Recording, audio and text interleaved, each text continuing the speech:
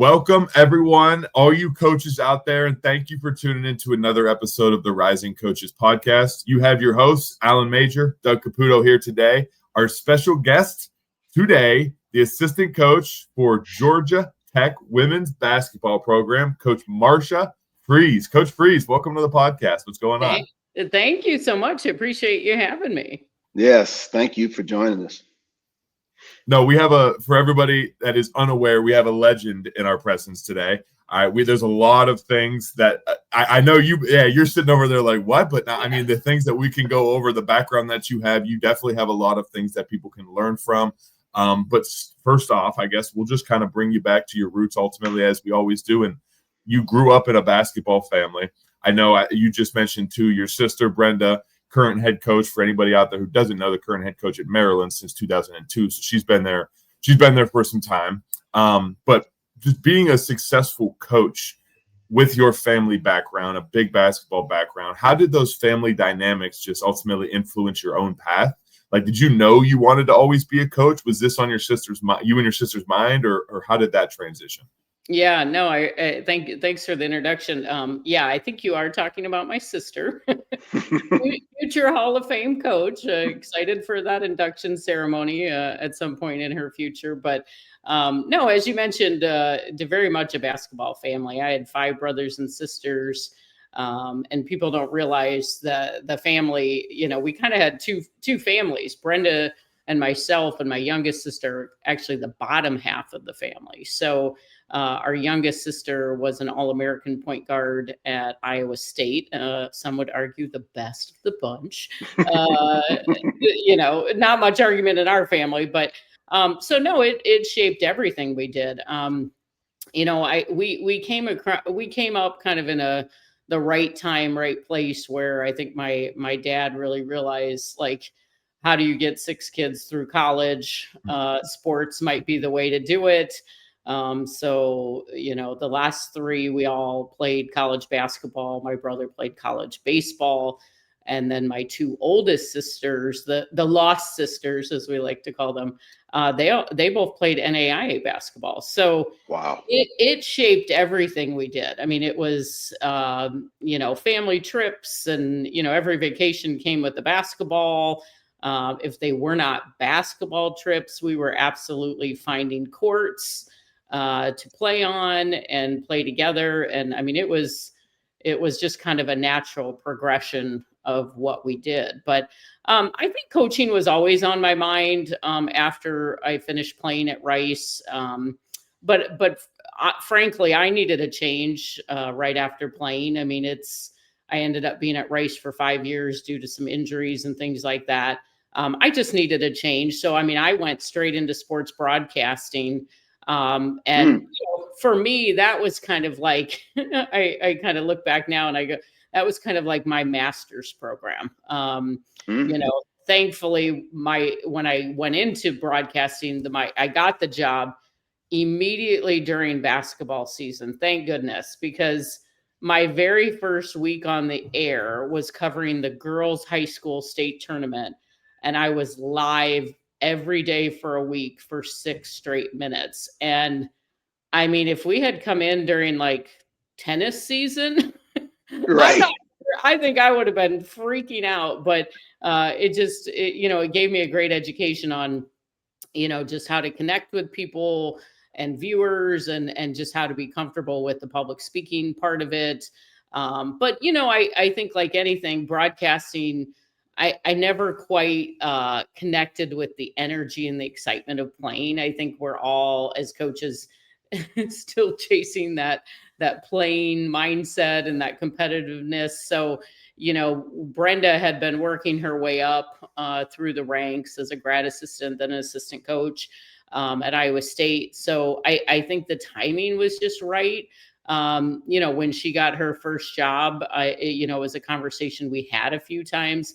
When she got her first job at Ball State, she gave me a call and said, "Hey, do you want to work for peanuts?" I was like, "Yes, let's do it." So it was a tremendous experience. We spent 4 seasons together, and it's keeping with the family ties when we got started.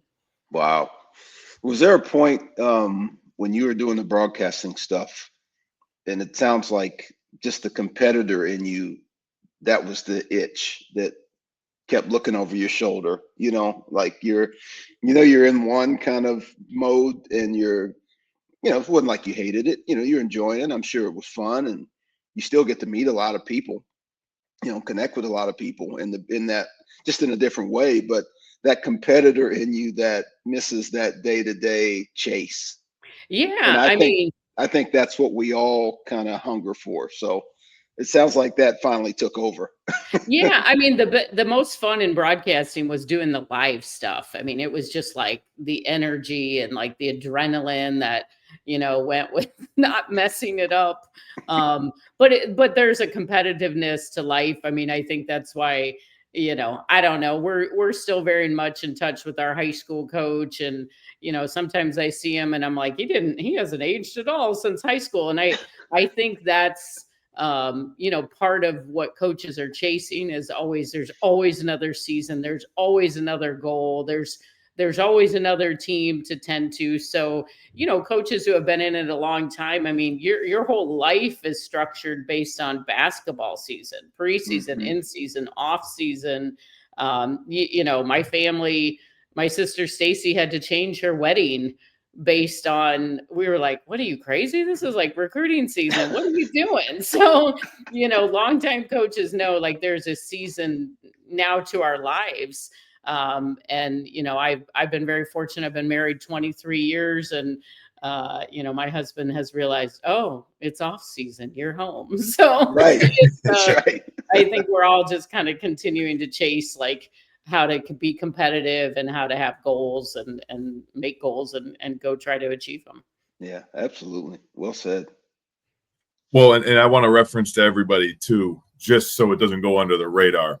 When I said a legend, obviously I know your sister's been a head coach, but I mean, there are a lot of accolades that you have reached yourself, being the player, leading scorer in the state of Iowa, named Miss Iowa basketball in 1990. And then are you still ranked third all time in career field goal percentage and the number 2 single season 3-point percentage at Rice? I have no idea. Do the media, haven't even checked now. The media guides go back? I mean, I've got my paper media guides, but I have no idea. It was a phenomenal education. That's what I was also chasing.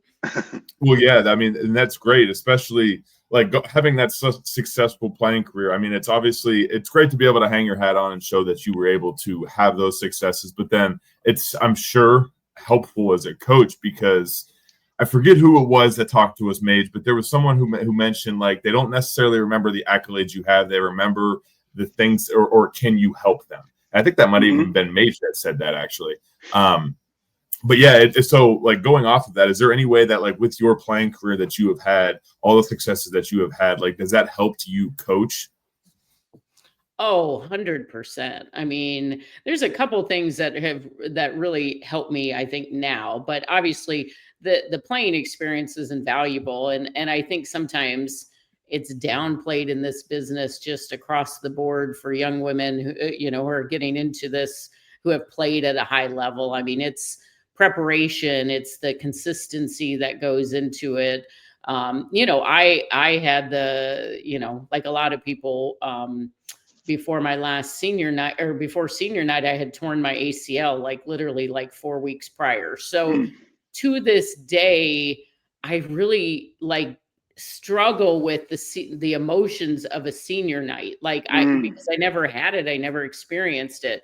And so when I look at our young women on senior night, I have to imagine what a difficult feeling it is on nights like that. But I think part of the value too, obviously with Coach Blair here at Georgia Tech, I mean, just that experience of understanding the grind that goes with a college basketball season, even more so now.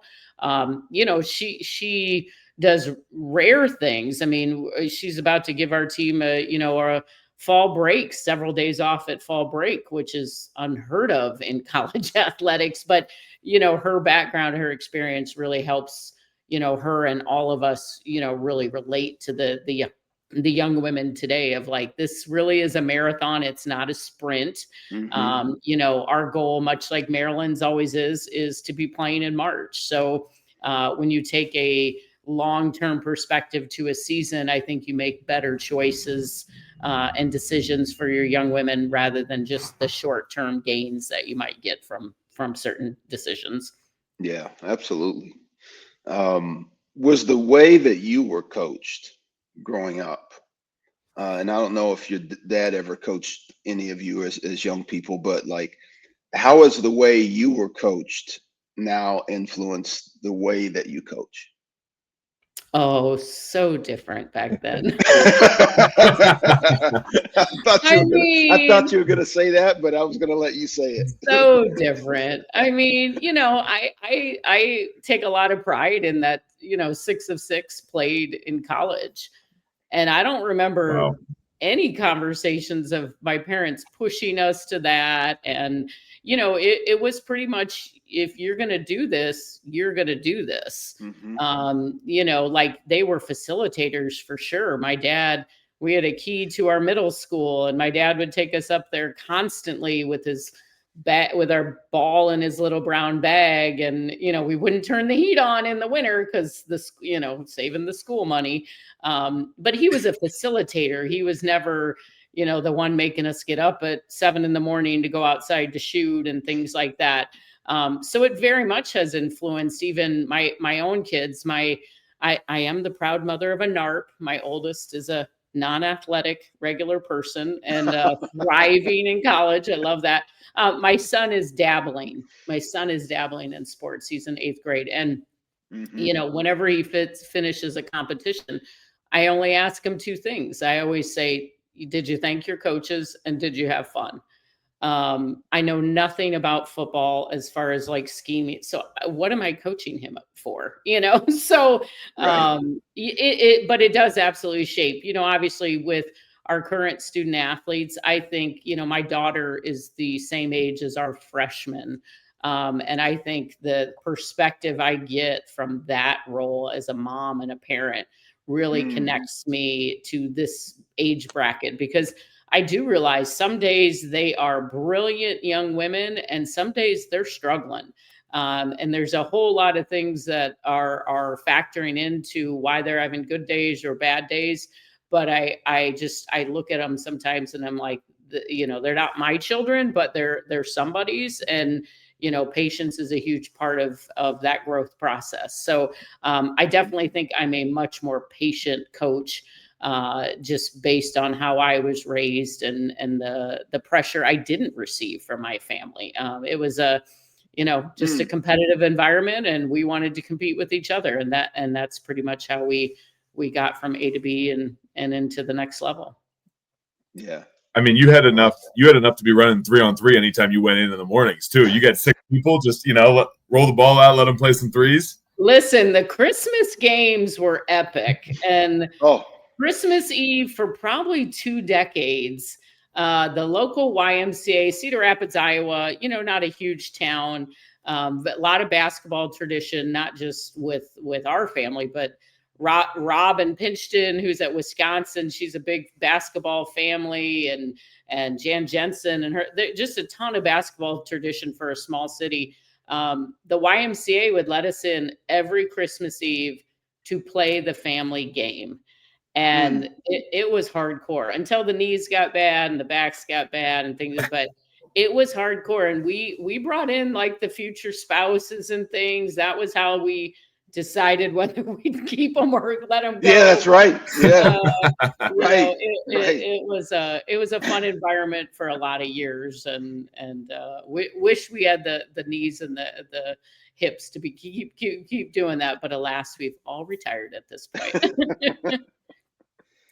No, and you bring up a good point before too, and this was at least how I was raised myself. Was I wasn't forced to play any sports, like it wasn't a force. It was kind of like, I think you should try this, and you look into it, and then I just fell in love with it. It was all natural from there. But like even other sports, so and going off of just even like raising your kids, like forcing athletes, especially coaching now at the Division III level as myself, if a kid comes and is like, I don't know if I'm loving this too much, it's like, you got to let them go. Because the longer you hold on to somebody and force somebody to do something, the more love that they're going to lose for it. Then it's going to not only affect them, it's going to affect everybody around them, because they're all going to get like, they're not going to enjoy it as much. So it's definitely, it sounds like that was like kind of the way your dad approached, your family approached things. And it obviously stuck with you because you loved it enough to be able to be around it for as long as you guys have been.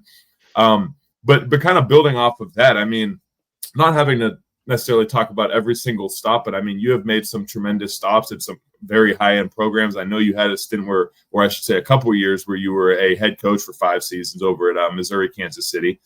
But just with so correct me if I'm wrong, but about 9 schools so far that you have coached at: Ball State, Minnesota, Maryland, Illinois, Northern Illinois, San Diego State, Loyola, Chicago, Georgia Tech, and then Missouri, Kansas City. And the only reason I bring that up is because before you go into a new position, you have to know, like, is this going to be a good position for me? Do I like this? So what kind of things do you look for? What advice do you have for other coaches out there who are looking for that next position and wondering, like, is this a good school? Is this a good fit for me? Yeah, well, that's a great question. And, I think, the first 3 stops was, with my sister. I mean, she was fast-tracked very, very young in her career, very early on, had a lot of success early.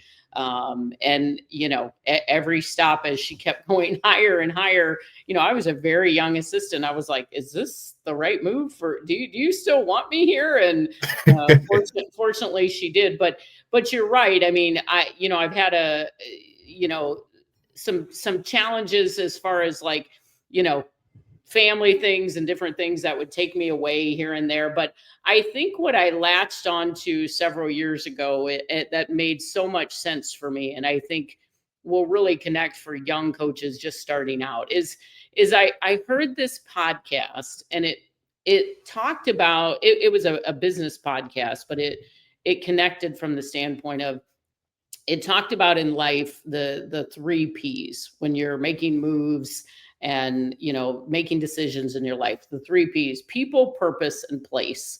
And do they align? And when I heard it, I mean, in your career, different light bulbs go off.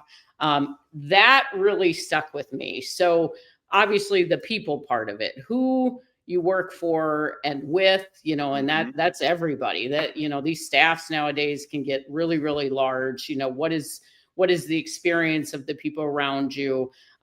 What is the purpose of the whether it be the program itself or the institution?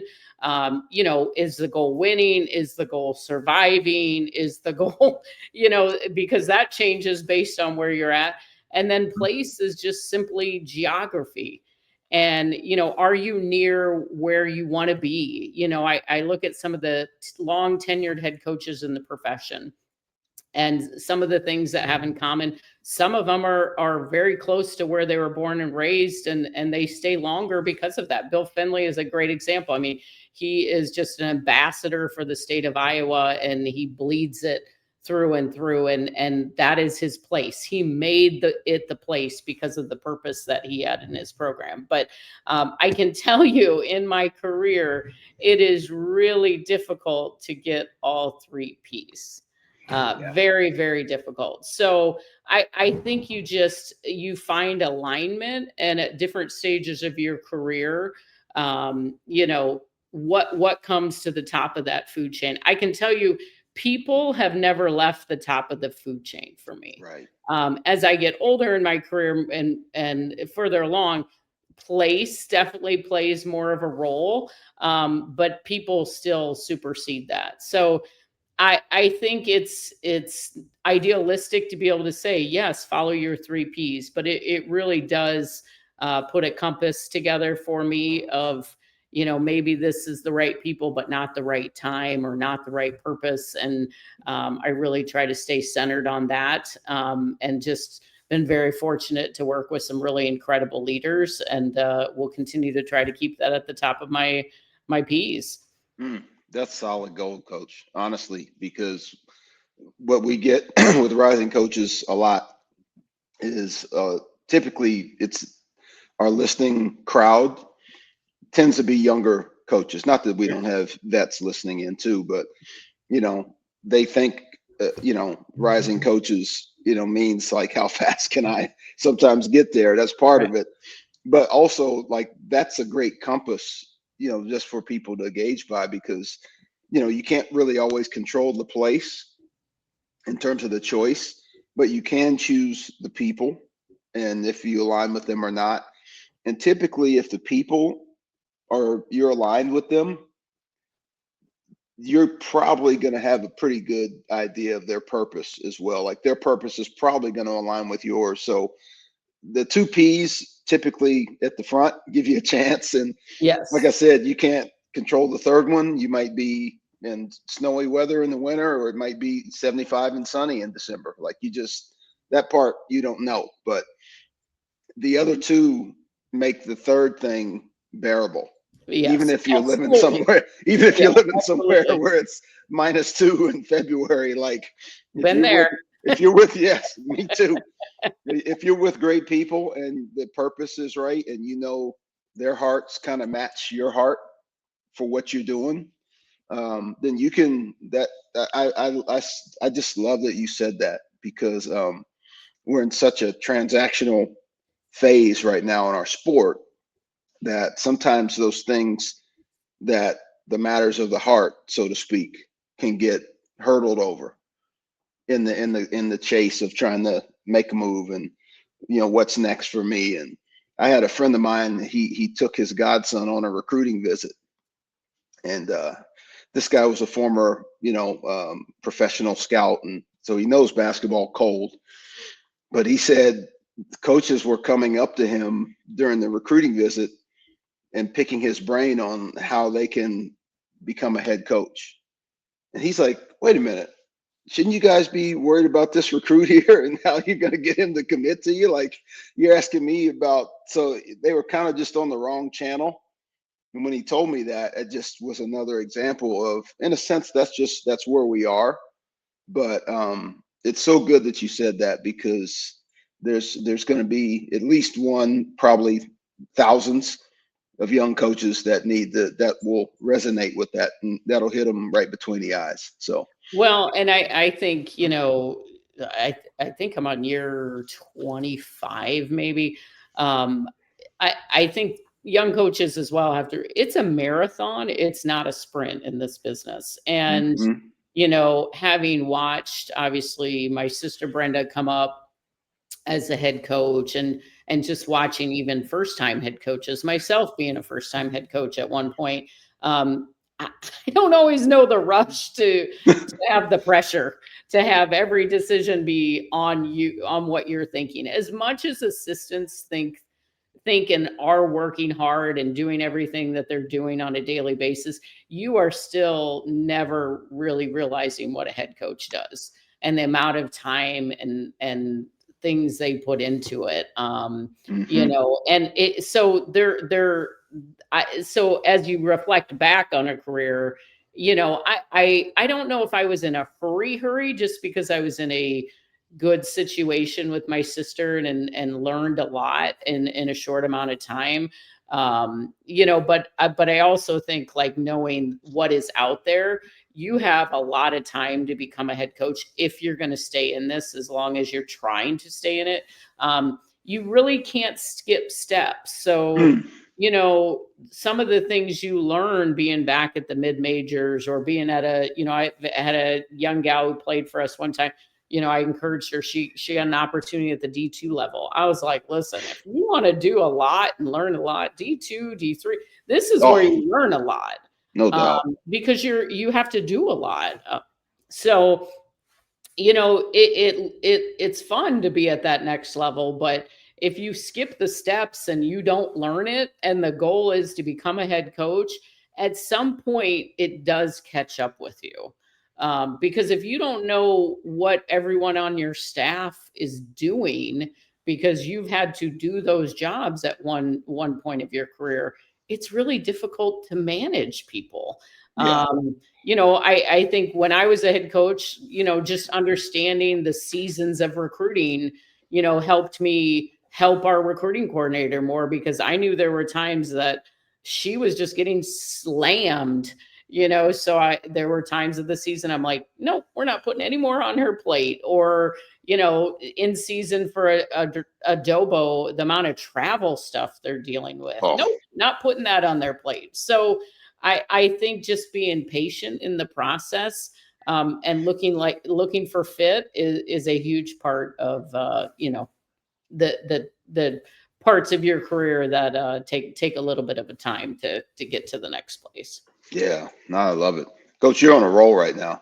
I'm going to call it like it is. You are absolutely on a roll. 3 Ps, skipping steps. You are on a roll. I mean, this is And then she threw in patience. Yeah. That one word there. I mean, that tells me, especially with patience, like that is the kryptonite of modern day society. I feel like nobody wants to be patient. Everybody wants to be able to put on their social media that, oh, look at this, I'm at Georgia Tech now, or I'm at Nebraska, or like they put these big schools on there, and everybody's afraid of hitting that D2, D3, like you said. So it's great to hear you say that.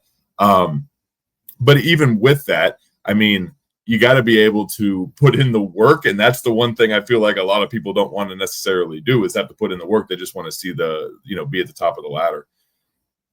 Yeah. I mean, and I think, as much as you talk about patience, I think young coaches also realize that like being in this profession means you're going to go through challenging times. There's highs and lows to this business. And I think some of the toughest transitions I've had in this career, because it hasn't all been Power 5. It hasn't all been head coach.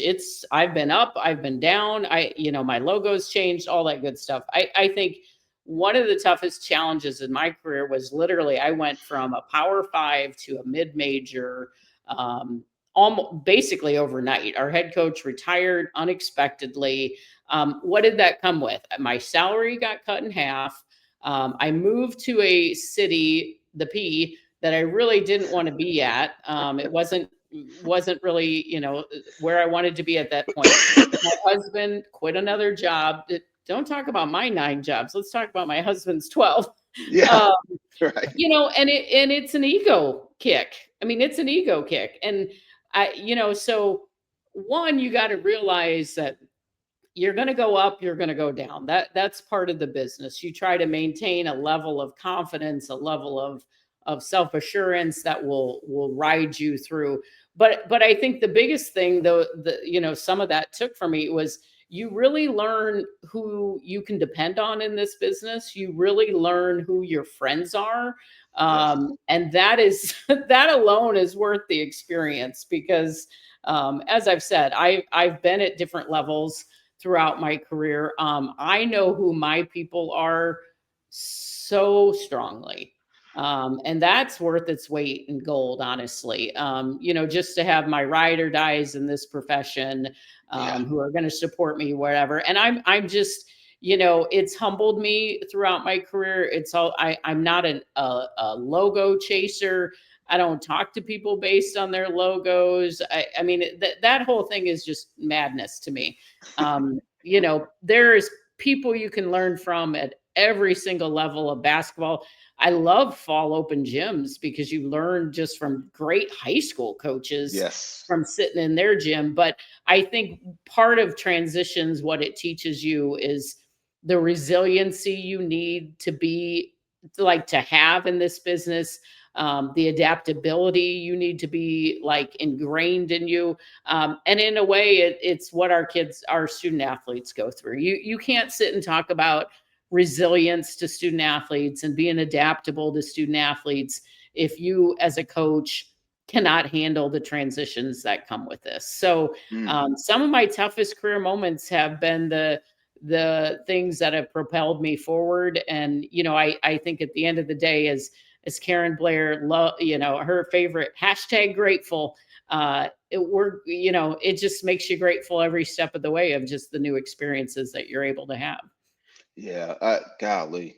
I mean, she's preaching, man. What's so great about what you're saying is, when you're out, you go through those moments when you're out of the profession. I call it working for FAU, which is Free Agent University. It's funny. Then you get someplace. It's like you really learn to sift through who's real and who isn't, because the people that didn't think you were so cool when you were out of it, all of a sudden they start reaching back out because you're cool again. And so you learn to kind of sift through all that. And so, but what you said is knowing who your ride or dies are is a big deal, because you don't really sometimes know that when you're in the profession. You probably had to learn that once you were out of it for a little bit. And, a friend of mine, who's recently let go this past spring, we've had some talks this summer, and he said, my phone isn't ringing the way it used to. I'm like, well, that's not the worst thing in the world, because sometimes your phone needs a refresh. And that refresh lets you know who's really supposed to be in there. And once you know who's really supposed to be in there, that's as good a thing as you can ever figure out. Yeah. Well, listen, I've never been cool, even when I was early in this profession. I learned a long time ago, I'm not trying to be anything I'm not. I think student athletes probably respect authenticity more than whatever role. Sure. Our director of ops the other day was giving me grief. She goes, "Can you wear some different shoes, please?" I have like 2 pairs and they're super comfortable. And I'm like, I'm good. Like, I'm not trying to like overload my closet right now. But, I think consistency is a huge part of that. But, it's like you said, I am that coach that when people like go through things, or they get let go for various reasons, like I'm reaching out to people, like people I don't even know sometimes. And I don't expect it to be necessarily a long-term relationship, but because people always have their people. But I've been through it often enough and unexpectedly enough that it's really isolating at times. And, so if I have any sliver of a connect with people, I do try to reach out, because I want people to know they're not alone in what they're going through, and they're going to be okay. I mean, they will. It takes time, and it takes, effort and things. But I think this community of coaches can be really, really powerful when it's put to work in positive ways. And I think it can be really isolating sometimes as well. So I just try to put more positivity into it, just because I know how much it's meant to me over the years, the people who have stayed connected, things like that. I'm with you. Absolutely. Never gonna have enough of that. No doubt. No, and it's great to hear the genuineness for you reaching out to people, especially going through the, like a loss of jobs or something like that. Because I feel like that is, I don't know. Sometimes it's hard, especially, and that even gives people a way to connect with other coaches too, as you said, whether you know them or not. I mean, a lot of times people, especially like younger coaches, are thinking, how do I connect with those other coaches? Well, yeah, obviously you have to get a way to connect with them first, like a number, email, something like that. Or if you see them in person, but at least now you have a way to be able to reference them, follow up with them, check in with them. I mean, just genuine things like that. It's something that I've learned to do, is just shoot somebody a text. Hey, like if they pop up in your mind, hey, how you doing? Just thought of you. Hope all is well. That's it. Like you don't have to actually shoot them a whole paragraph. They have a lot going on. They probably don't even want to read all of it, right? You just shoot something over. Because I've gotten texts before from friends or people who I haven't talked to in a while and said, hey, thought of you. Hope all is well. And nothing means more. You're like, oh. Like it hits you. You're like, oh crap, okay. So I just once I got that one time, I'm like, all right, let's kind of keep this a consistent thing.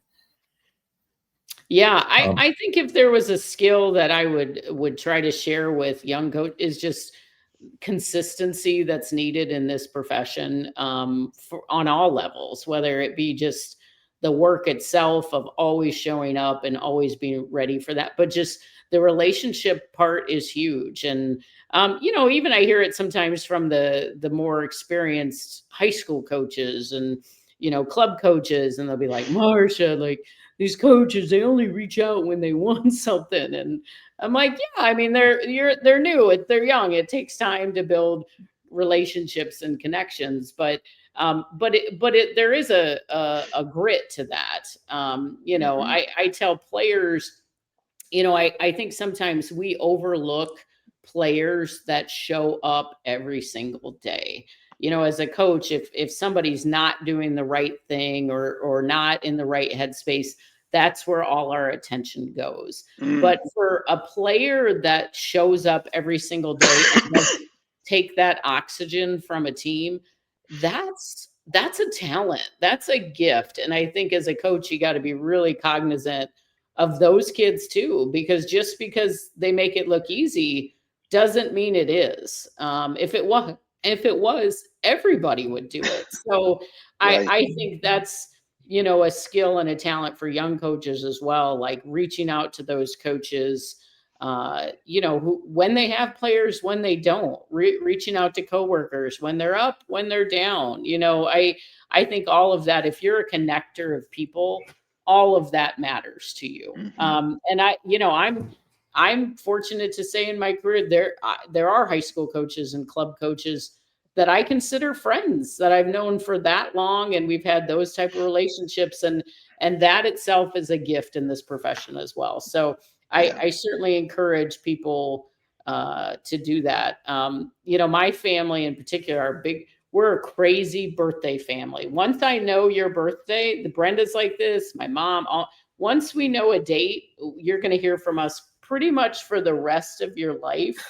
And people are always like, how do you remember all those birthdays? And I'm like, Surrey. I mean, calendars, Right. it's not hard to be intentional. It has to matter to you that those days are special to people. So it takes effort to be consistent, but I don't think it's a skill that you can't acquire. I think it's definitely something that you can be if it matters to you.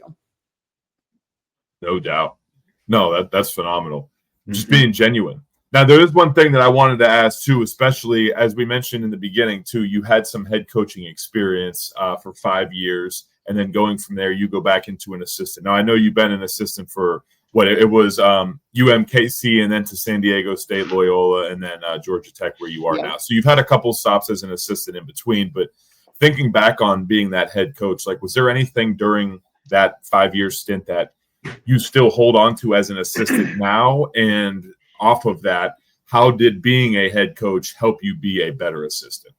Yeah, I mean, I think number one, you just learn, like, don't bring problems unless you're bringing solutions. I mean, that's number one is, like, I think head coaches need to know what's going on sometimes behind the scenes and where there are gaps in that stuff. But I also think they need to have the solutions that go with them, and solutions that potentially they don't have to be involved in if that's the case. I think it's also just how you can add value of any kind. I mean, head coaches have a lot on their plate. I try to ask frequently for every head coach I work for is, like a random off day, I'll text or call and go, is there anything I can take off your plate? And that's different from just saying, well, let me know if you need anything. What can I take off your plate today? And it might be something super mundane, but it's on their plate. I worked for a head coach once who was always worried about the birthdays on staff or the birthdays, and which was phenomenal. But she didn't need to be going to get the cupcakes. Like, Right. somebody, we could take that off her plate. So, being there to add value. And I think I kind of already knew this lesson prior to being a head coach, but really nailed it down of just always trying to be over prepared and really being able and willing to adapt when needed. I always say I'm not somebody who likes to wing things. I like to really be prepared. But when I'm prepared and then things happen, I'm going to wing it and I'm going to be okay with it. What I'm not going to be unprepared and wing. My brain doesn't work in that direction. So I think you learn a lot of things as a head coach that will make you be a better assistant. And hopefully the last several years of my career, I've tried to bring those back to the table as well. Yeah, for sure. What was your first game? Like, was there like a first head coaching moment that you remember?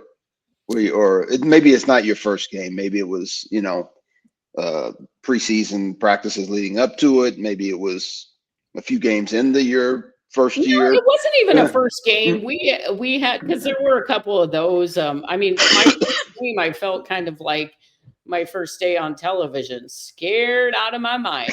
And I had an experienced coach on staff that I leaned into that year, and was very grateful for that experience. Probably my one of my favorite games was going into Kansas, and winning on their home court with, a somewhat young team, mainly sophomores, and back then, like, they had no idea what a guarantee game was. And, of course we weren't expected to win. Our administration didn't even come to the game, none of it, and I just remember my husband's face after the game. And I remember asking the girls if they wanted to go spend some of our winnings on ice cream.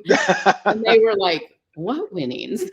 Yeah. So, it's really just the moments with the student athletes that I'm still very connected to a lot of them. And, just those fun moments with them that you get to experience at the age that they're at that time. Those wins are a little sweeter. Literally. Because they pay you to come and play, and then you beat them, then you take the check home with you. That's like. Well, and obviously during that time, Brenda was always like, "Come to Maryland, play, it'd be great." And I'm like, I have a little bit of a math background, and I'm like, "Brenda, the math doesn't even make sense. Like, it'll cost me 20 to get there. Like, you're not even paying me enough. I can go down the road and be good to go." So, I mean, I was like, good offer, but you might need to add a few more dollars to that before. Yeah, there you go. There you go. Love you, sis. Now that's business amongst family, and I love it. There we go. That's right. No, I want to shed light on one thing, and then we'll get to our final question. But you said this a minute ago following the last question, and I absolutely love this because this was something that happened to me recently. Someone was talking, and they mentioned, like, yeah, I never get nervous or anxious.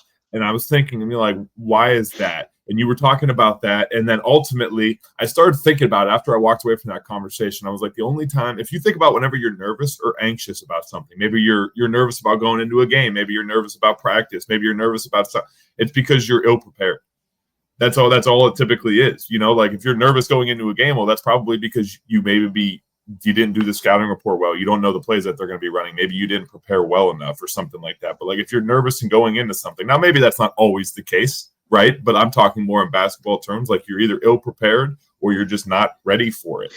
And that kind of started resonating with me. If I ever start to get nervous or anxious lately, it's like, well, I wonder why. Am I not prepared for this? Have I not done the research for this? Done the work prior to? Because if you do go into something, well, usually you're prepared for it. Yeah, no. And I mean, I think that's for me when I was a first-time head coach, yeah, you are very aware of what you don't know. And that's just a time element of, like, that process of speeding up time. And I remember even that off season, just threw myself into film study of trying to accelerate the time, especially in end of game situations. Because until you're standing on that sideline, you don't get that experience. But you're right about the anxious. Like, I get excited for games now. I don't really get anxious. I very much get anxious watching Maryland women's basketball or watching my niece play in the state tournament, or, as a family, you find that when you are not sitting courtside and don't have the ability to influence anything as far as the way the game goes, that's terrible. It's just terrible. So our family thread during basketball games, whether it be my games or Brenda's games or my niece, the family thread be popping. And we got to stop each other sometimes. Like, we need to so it is. It's when you don't have any ability to influence outcome that you get very anxious. But sitting courtside, well, now, that one. Yeah, it's fun. It's fun. You get excited that. about big games. Yeah. So what we typically do is we like to just kind of wrap it all up now and just put the final question. And really all it is if we were to bring you back to your first coaching position, or I should say in the beginning of your coaching career, knowing what you know now, what advice would you share with your younger self going through this profession? Yeah, the advice I would share with myself is it's a marathon, not a sprint. You don't need to try to speed up the development process of yourself or the student athletes, because it's going to happen. You learn the lessons when you're ready to learn. That counts for student athletes. It counts for yourself. I've always placed more value in my relationships with the student athletes long term. I think we referenced it early in this interview, was just they really don't remember the offensive sets they were in. They don't remember certain aspects of the game, but they do remember how you made them feel. They do remember that you continued to show up for them when things were hard on and off the court. So, those relationships are gold. So I would just tell young coaches to enjoy every stage of their careers. There's lessons to be learned at every step. There's resiliency to be developed. There's, attitudes to remember and learn from, and just enjoy the process, because next thing you know, you're 25 years in and you're wishing you could do it all over again. Well said. Coach, this has been so good. We know the wheels are turning and you guys are really busy, but just thank you so much for doing this. Like I said, our whole point for bringing people on this pod, Dougie and I talk about all the time, is will the profession be better? It's not about choosing this person's a riser and this person isn't. We don't do that. This is more about who's going to help the profession grow and make our game better by being on this platform. And so you hit it out of the park today. So this was so good. So thank you so much. Thank you so much. I appreciate you guys having me on. Of course. Well, thank you for being on it. And I mean, hey, the Miss Iowa being on our podcast, be able to talk about some hoops, the tremendous coaching background, coaching family that you have. And then I do have to say, I would love to be on a fly. Now, I understand those aren't going on a fly on the wall for those YMCA games, because I'm sure those are hilarious. They're competitive. The competitiveness. They're rough. They're rough. Well, no, but thank you very much for being on here. We really do appreciate it. And for everybody out there listening, thank you for tuning in to another episode of the Rising Coaches Podcast. Alan Major, Doug Caputo, all you coaches, keep working and keep rising. We'll see you all soon. Take care.